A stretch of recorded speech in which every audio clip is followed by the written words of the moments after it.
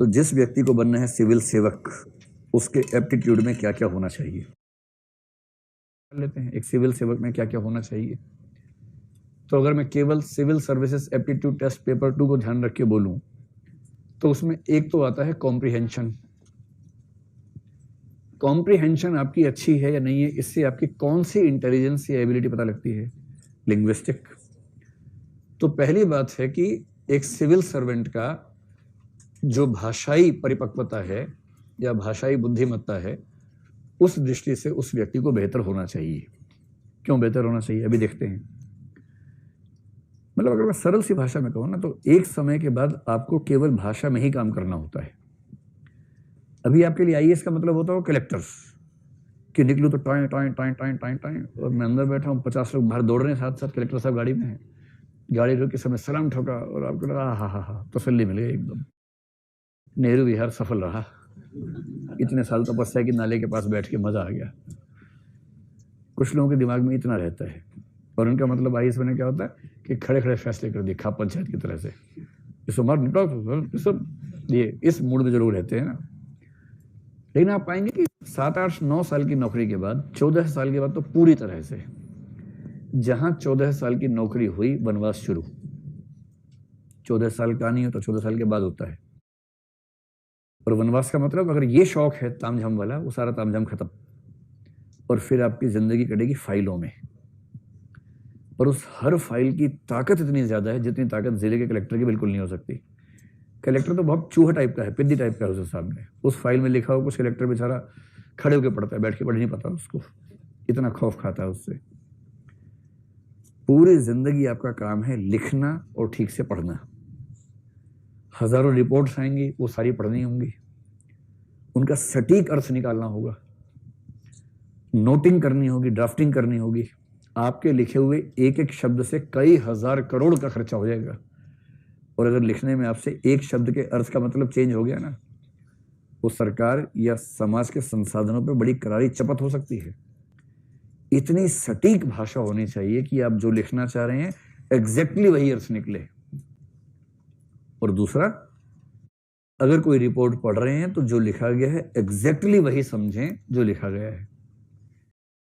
दूसरा है जिसको आप बेसिक मैथ्स कह लीजिए या बेसिक न्यूमरेसी कह लीजिए, इसी में डेटा इंटरप्रिटेशन और डेटा सफिशिएंसी को भी जोड़ लीजिए। Basic maths, basic numeracy, data interpretation, data sufficiency. मैं जानता हूं कि आप में से कुछ बच्चों को इसका नाम सुनते बुखार होने लगता है कि ये क्या बात हुई, ये क्यों पढ़वा रहे हैं, हम तो आईएएस बनने आए थे, गणितज्ञ थोड़ा ना बनना है हमें। सबसे अच्छा मुहावरा है, हमें ज्ञानी नहीं बनना है, आईएएस बनना है। जैसे ज्ञानी बनना आईएएस बनने के खिलाफ हो कि अरे आईएएस बनने से ज्ञानी बन गया, अब तो ये अभी आईएएस नहीं बन पाएगा, ऐसा थोड़ा ना होता है। और कई लोग मानते हैं कि सब बेकार की बात है, लेकिन आप आईएएस बन के क्या करेंगे इसके बिना। परसेंटेज निकालनी पड़े तो उसके बाद आप कहते हैं, किसी को बुलाते हैं, भाई परसेंटेज निकाल दो जरा, भाई सब परसेंटेज निकालनी आ जाओ जरा। कैसे काम चलेगा।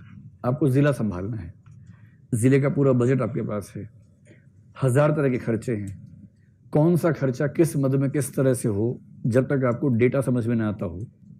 पिछले 10 सालों की रिपोर्ट्स आप तुलनात्मक रूप से किसी पाई चार्ट से या किसी टेबल से ना समझ पाते हो। जिस टेबल में 3 या 4 तरह के फैक्टर शामिल हुए, टेबल पढ़ने में माथा खराब हो जाता हो, समझ नहीं आ रहा हो कि कैसे पढ़ें इसको। एक टेबल बनानी पड़ जाए, टेबल बन ही नहीं रही आपसे, मल्टीपल फैक्टर वाली टेबल। आप बिना डेटा को समझे, बिना डेटा को रिप्रेजेंट करना सीखे, कैसे उस सारे फंड्स के एलोकेशन को समझ पाएंगे और मैनेज कर पाएंगे जो करना है। आईएएस या आईपीएस बनने डंडा नहीं लाना होता, डंडा घुमाना बहुत छोटी बात है। आईएएस आईपीएस बनने के बाद, स्पेशली आईएएस बनने के बाद, आपको देश के सारे रिसोर्सेज को मैनेज करना होता है। और जो व्यक्ति, भाई आप आईपीएस भी बन गए, सभी राज्यों के तुलनात्मक आंकड़े अपराध के आपके सामने रखे हुए हैं। आपके जिले में पिछले 5 साल के अपराध के आंकड़े तुलनात्मक रूप से कोई वेन डायग्राम चार्ट में है, कोई टेबल में है, कोई ग्राफ में है, और आप कह रहे हैं किसी को बुलाओ भी समझा के बताओ क्या लिखा है इसके अंदर। ईमानदारी की बात बता रहा हूं आपको मैं, जो लोग आईआरएस बन के जाते हैं ना इंडियन रेवेन्यू सर्विस में, उनके जो जूनियर्स होते हैं असिस्टेंट, वो आते हैं एसएससी से, ठीक है, एसएससी जानते हैं ना। और एसएससी में क्या पूछते हैं, गणित आनी चाहिए, रीजनिंग आनी चाहिए, इंग्लिश आनी चाहिए। और वो गणित, रीजनिंग, इंग्लिश में इतने हाई लेवल के लोग होते हैं, जबरदस्त उनकी पकड़ होती है इन चीजों में। रीजनिंग, उनसे आप रीजनिंग चलते पूछिए, सभी जगह कुत्ते बोलेंगे हाँ हाँ चलो आगे बताओ, सारे कुत्ते गिलास हैं, ऐसे जवाब देंगे तो बढ़िया। और वो बनते हैं रेवेन्यू में असिस्टेंट। तो वो असिस्टेंट है, यानी प्रमोशन के बाद बनेगा ITO, इनकम टैक्स ऑफिसर, और ITO लंबी प्रमोशन के बाद बनेगा assistant commissioner of income tax, जो कि आप बनेंगे ज्वाइनिंग के दिन, ACIT। और ये SSC वाला व्यक्ति 11 साल की सर्विस के बाद ACIT बनेगा, जो आप डे 1 पे बनेंगे।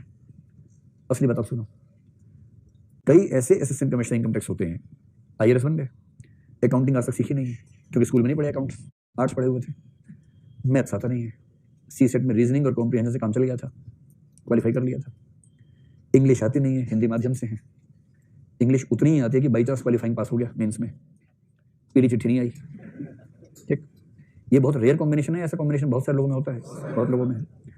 और इंटरव्यू ठीक से हुआ, सीधे IRS में लैंड किया, ट्रेनिंग हुई IRS की, ट्रेनिंग में आते हैं CA, इनकम टैक्स एक्ट सिखाते हैं, और इस आदमी के दिमाग का धुआं हो जाता है इनकम टैक्स एक्ट समझ के। इनकम टैक्स कैलकुलेशन सिखा रहे हैं, कॉर्पोरेट टैक्स कैलकुलेशन सिखा रहे हैं, उसको लग रहा है कि अरे यार औरंगजेब कहाँ चला गया। हमें तो उसमें मजा आता था, ये क्या क्या सिखा रहे हैं हमें और ये क्यों सिखा रहे हैं। उसके बाद फाइनल हो गया, ट्रेनिंग पूरी। ट्रेनिंग में पास करना ट्रेनिंग एकेडमी की नैतिक जिम्मेदारी होती है, वरना UPSC पे सवाल उठ जाता है। तीसरा है रीजनिंग और एनालिटिकल स्किल्स,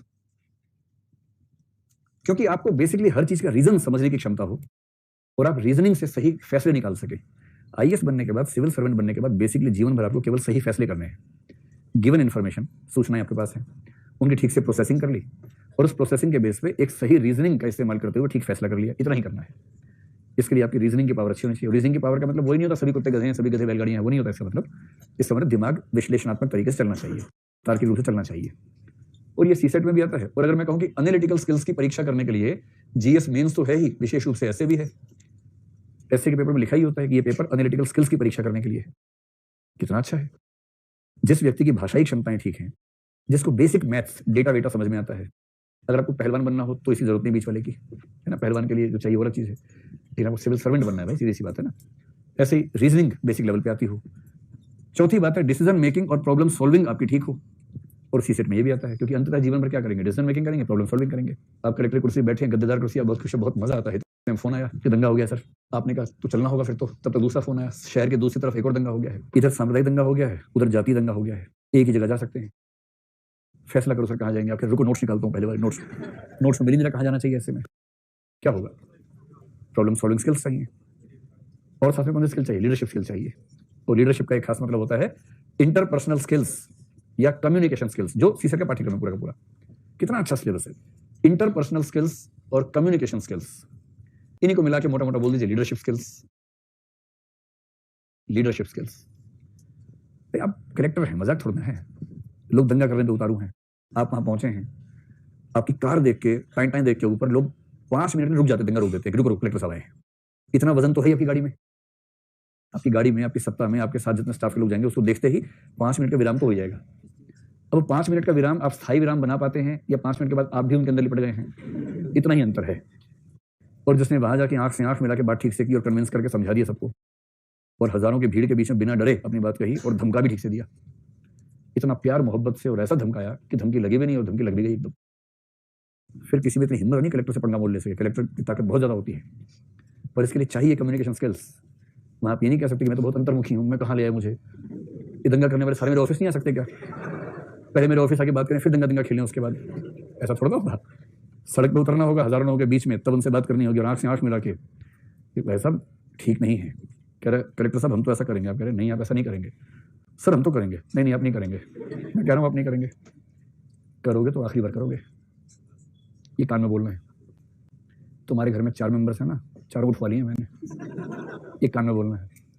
अब चेहरे पर मुस्कुराहट रखते हुए मेरे साथ चलो और अपने सारे साथियों को बोलो हथियार डाल दो, वरना मैं फोन घुमा रहा हूँ। और आज दंगे में कई लोग मरेंगे ही, तो चारों मर जाएंगे, पता भी नहीं चलेगा कैसे मरे। करूँ फोन, तो ये क्या बात हुई, बस बात यही हुई है, यही बात है।